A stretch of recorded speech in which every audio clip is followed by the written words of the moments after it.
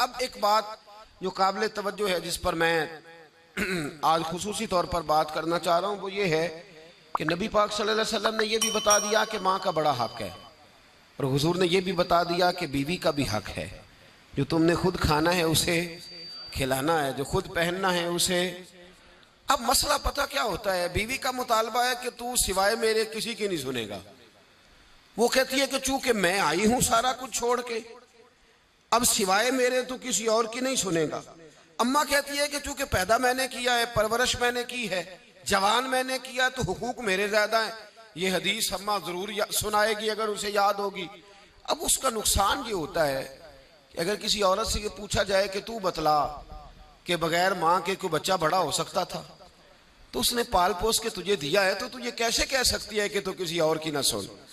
और अगर अम्मा से बंदा कहे कि तू खुद ही गई थी इसको देखने, तू ही इसको लाई है, अब किस तरह करके ये मुमकिन हो सकता है कि खातून खाना जो निकाह करके आई है, जिसके हुकूक का तायुन खुद नबी पाक सल्लल्लाहु अलैहि वसल्लम ने फरमाया, उसको हक ना दिया जाए। हमारे यहाँ नुकसान ये होता है, एक आदमी कहता है कि भाई मेरी सुनी जाए और मेरे अलावा किसी दूसरे की न सुनी जाए, बिल्कुल मेरी हद तक मामला रहे, आगे ना बढ़े। मेरे रसूल पाक सल्लल्लाहु ताला अलैहि वसल्लम की खिदमत आली मर्तबत में जब एक शख्स ने अर्ज की कि हुजूर मुझसे बड़ा गुनाह हो गया है, तो मैं क्या करूं, तो नबी पाक ने फरमाया जा जाके अपनी अम्मा की नौकरी कर।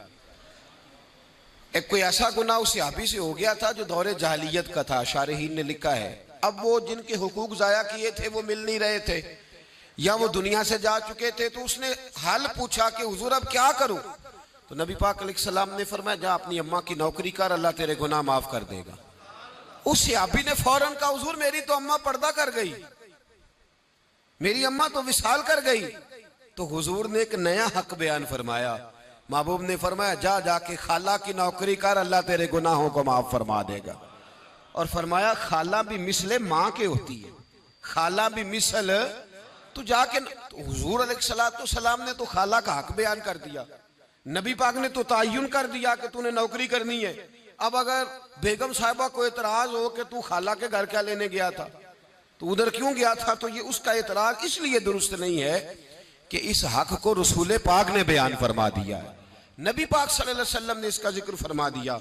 मेरे रसूल पाक सैयद आलम सल्लल्लाहु अलैहि वसल्लम ने खुद इरशाद फरमाया, तिरमिजी शरीफ की हदीस है, नबी पाक के ना किसी चचा पर किसी ने एतराज किया, तो जो है मेरी बात पर। अब यहाँ वजाहत नहीं है कि वो मुसलमानों में से थे या गैर मुस्लिमों से थे, लेकिन किसी ने हुजूर के किसी चचा पर, हमारा पता क्या हाल है, चाचा तो बड़ा दुश्मन होता है ना, तो उस पर तो इतराज करे तो ठंड पड़ती है माज़अल्लाह। लोग कहते हैं फटाफट कर दो जुमले और कह दे, चाचा तो शरीक होता है, रोज अब्बा बताता है, अम्मा रोज तबसरा करती है कि बड़ा जालिम है। हुजूर के चचा पर किसी ने इतराज किया, ये तिरमिजी है, तो नबी पाक सल्लल्लाहु अलैहि वसल्लम ने फरमाया खबरदार, अगर किसी ने मेरे चचा के बारे में मुझे अजियत दी तो उसने मुझे अजियत दी।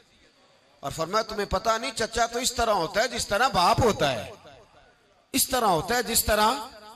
अब चचा के हक का तायुन किसने कर दिया, नबी पाक सल्लल्लाहु अलैहि वसल्लम ने।